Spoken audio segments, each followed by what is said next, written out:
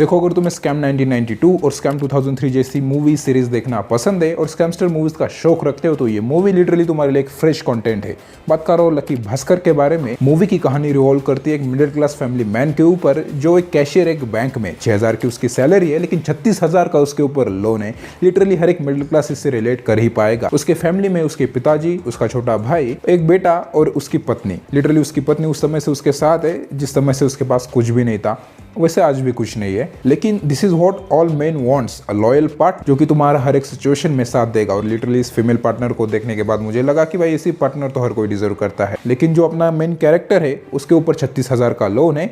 जिन लोगों से उसने कर्जा ले रखा है वो लोग उसके घर पर आके उसे कॉलर पकड़कर कहते हैं कि हमारा कर्जा कब दोगे। एक बार तो उसकी स्कूटी भी लेकर चले जाते हैं। अपनी फैमिली के सामने इतनी इंसल्ट देखकर उसकी बस एक ही उम्मीद होती है कि जल्द से जल्द मेरा प्रमोशन हो जाए, जिसके बाद 6,000 से 12,000 मेरी सैलरी हो जाएगी एंड लोन फेड देगा वो। लेकिन होता उससे ठीक उल्टा है। बंदा इतनी मेहनत करने के बाद भी उसका प्रमोशन नहीं होता, किसी और को उसकी जगह ऊपर प्रमोशन मिलता है बंगाली होने के ऊपर and some favour you know. तो जब बंदे को प्रमोशन नहीं मिलता है तो उसके सामने कर्जा फेडने का बस एक ही उपाय रहता है, स्कैम्स करना। तो उसके सामने एक चलकर एक अपॉर्चुनिटी आती है।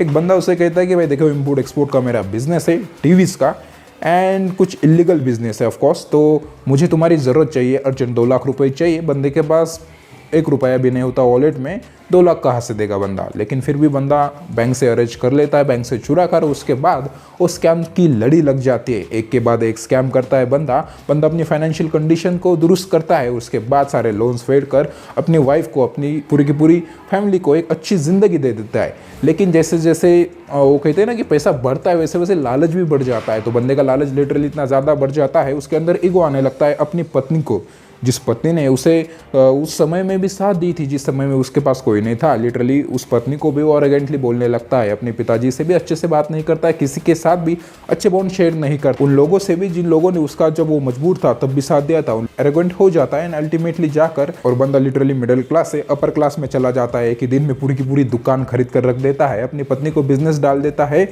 एंड उस बिजनेस की आड़ में स्कैम्स करने लगता है।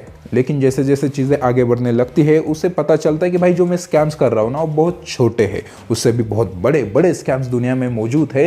एंड जो सबसे बड़ा स्कैमस्टर है हर्षद मेहता। स्कैम 1992 में तुमने देखा होगा किस हिसाब के स्कैम्स हर्षद मेहता ने किए थे। लेकिन इस पूरी की पूरी मूवी में उनका नाम हर्षद मेहता करके आया है, तो हमें पता लग ही जाता है कि किसके बारे में बात कर रहे हैं। तो ऑफकोर्स जिस हिसाब के हर्षद मेहता के स्कैम्स थे तो इन सारी चीज़ों में भास्कर की भी स्टोरी जुड़ जाती है एंड अल्टीमेटली जाकर भास्कर भी उसी सारे स्कैम्स के बीच में आ जाता है और काफ़ी मोटा पैसा कमाने लगता है। लिटरली घर के घर ले लेता है, बिजनेस के बिजनेस खोल देता है, अपने भाई को लंदन में पढ़ाई करने के लिए भेज देता है, अपनी फैमिली को एक अच्छी सुटेबल लाइफ दे देता है जो कि उसका सपना था कई सालों से। जब बंदे को पता लग जाता है कि बहुत बड़े बड़े स्कैम्स है और उसके कॉन्सिक्वेंसेस सिर्फ उसको नहीं उसके फैमिली को भी भुगतने पड़ सकते हैं, तो बंदा बैकआउट करने की कोशिश करता है। लेकिन उसके जो सीनियर्स होते हैं जो कि पूरे के पूरे स्कैम में इन्वॉल्व होते हैं वो उसे रोकने की कोशिश करते हैं। लेकिन आगे जाकर उस बंदे के साथ क्या होता है ये सारी चीजें जानने के लिए आपको ये मूवी देखनी पड़ेगी।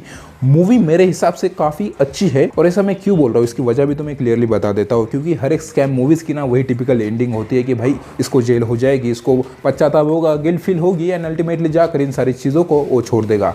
लेकिन इस मूवी की एंडिंग काफ़ी ज़्यादा इंटरेस्टिंग है। जिस हिसाब की एंडिंग में देखना चाहता था स्कैमस्टर मूवीज़ की, उसी हिसाब की इस मूवी की एंडिंग है। मुझे पर्सनली काफ़ी ज़्यादा अच्छी लगी। दुलकर सलमान की एक्टिंग एंड जो बंदी है उनकी वाइफ, उनकी भी एक्टिंग काफ़ी ज़्यादा बढ़िया थी। इवन बच्चे की भी एक्टिंग काफ़ी ज़्यादा बढ़िया थी। If I am not wrong ये एक्टर श्री कृष्ण वाले एक्टर ही है ना, इनकी भी एक्टिंग मुझे काफ़ी ज़्यादा पसंद आई। बहुत ही छोटा रोल है लेकिन इम्पैक्टफुल रोल है, क्योंकि अल्टीमेटली जाकर जब मूवी की एंडिंग आएगी तो इनके जो वाक्य होंगे ना, इन्हीं वाक्यों को ध्यान में रखकर भास्कर अपनी ज़िंदगी का बहुत बड़ा फैसला ले। तो ये मूवी नेटफ्लिक्स के ऊपर आ चुकी है, तो अगर तुमने ये मूवी नहीं देखी होगी तो जाकर इस मूवी को जरूर चेकआउट कर। और अगर तुम लोगों ने ये मूवी देखी है तो मुझे कमेंट सेक्शन में जरूर बताना कि तुम्हें ये मूवी कैसी लगी। मिलते हैं अगले वीडियो में, अंटिल देन बाय।